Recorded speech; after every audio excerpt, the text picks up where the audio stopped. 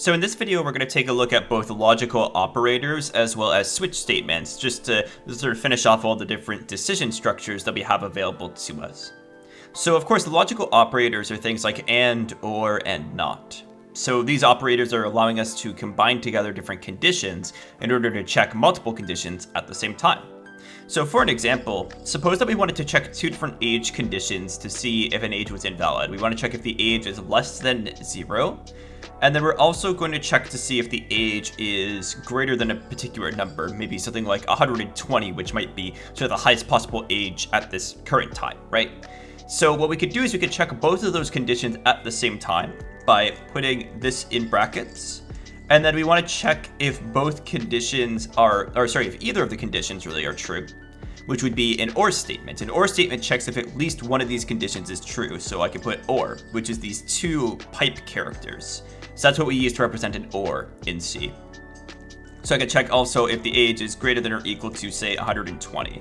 So with this statement here, if either of these conditions are true, so either one of them, this statement will execute. So that's what the OR statement is doing, right? So we can go ahead and compile this to see. So when I go ahead and run this, if I enter in something greater than 120, the age will be invalid. If I input something less than 0, the age is invalid. So you see in either of those conditions, we get this code here executing. Now we have another sort of combination available to us, which is the AND statement, which we represent using these two ampersands. This checks if both of the conditions are true, which in this case is impossible because we can't have a number less than 0 while also being greater than or equal to 120. But this is just an example, right? So we could have, some sort of operation to, check if two things are true at the same time. So ampersand checks if both conditions are true at the same time. The ORs, which are the two pipe characters, these ones here, checks if at least one of the conditions is true. And then the last thing we have is the negation. The negation checks the opposite, essentially. So I could put a negation here, and it will say if this condition is not true. Right, that's the idea of this negation. So basically it takes the result here and it reverses it. So if this result is true, it becomes false. If this result was false, it would become true. So that's the idea of a general negation. So these are the types of logical operators that we have available to us in C. Again, if you're familiar with any other programming language, you've likely looked at logical statements before. It's the same sort of principles that applies to every sort of language. I just wanted to show you the specific C syntax in this case. Now, the other thing that I wanted to talk about here was the idea of switch statements, which is another type of logical statement. And I'm going to give a different sort of example for this. For this example, I am going to try to convert a number into a day of the week. So we're going to say day of week. And we're going to store in, of course, that variable. And I'm going to create a prompt in here. I'm going to say printf enter a number for the day of the week. So that's what we're going to say. And what's going to happen is the user is going to enter in some number, and we're going to convert it into a day of the week. One way that we could do that is we could say, well, if the day of the week is equal to 1, then it would be Monday, right?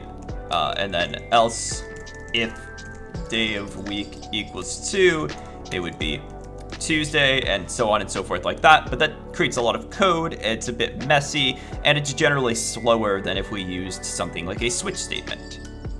A switch statement instead says switch on day of week. And then what we're able to do is we're able to define different cases and different actions for that variable. So basically, we could say case, which is basically saying if the variable is equal to, and then we put a value. So if the variable is equal to 1, then we would print out the day of the week corresponding to 1. And of course, if you had like a variable, you could set the variable equal to the value, right? So that could be something that you could do. In this case, I'm just printing it out here just to make things, relatively simple. And then we have to put a break here. What the break does is it stops the code from executing at this point, because what you'll see is, the next case follows directly after this one. So case, if the thing is equal to 2, then it would be Tuesday, right? And then again, we have a break. So what the break is doing is it's preventing, so if the value is equal to 1, it would do this code, and then when it hits this break, it skips over the rest of the switch statement to the outside of the switch statement, which would come at this the brace bracket that follows. So this here. This allows us to prevent it from falling into this case as well, which would in turn execute the code for that case, right? So that's just the way that this would generally be set. So this is how we would typically have a case statement, and I'll just show you, we'll fill in a few more of these. We could have 3, which would be our value for, Wednesday, and then, so on and so forth like that. I won't fill in the rest because it's just like a little bit tedious. You get the idea of what the switch statement is really doing. One final thing that we can have is a default, and the default is in every other case. It's like the else statement of the switch. So this will happen in every other case. So we could say printf, in the case where we had every date in here, this could be like an invalid date, for instance. And that would be the idea of a switch statement. So again, it just matches the variable provided here to one of these cases. So if this variable was equal to 1, it would do this case here. If the variable was equal to 2, it would do this case here, and so on and so forth like that. It's just a quicker and a bit cleaner of a way of doing an if statement inside of C. So thank you so much for watching, and I'll see you in the next video.